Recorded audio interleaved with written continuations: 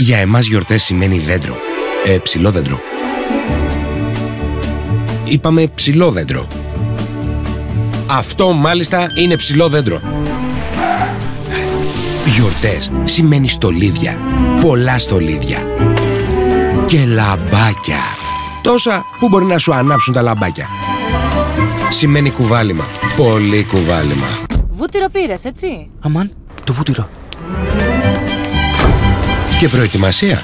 Ψήσιμο, σερβίρισμα, στόλισμα και τελευταίες πινελιές. Σημαίνει καλεσμένοι. Πολύ καλεσμένοι. Περισσότεροι και από αυτούς που κάλεσες. Σημαίνει αγάπη, φιλιά, τσιμπήματα. Άπειρα τσιμπήματα.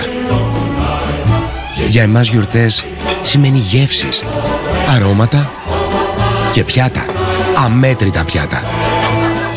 Για εμάς οι γιορτές σημαίνουν πολλά περισσότερα. Γι' αυτό και αξίζουν. Lidl. Κάθε μέρα αξίζει.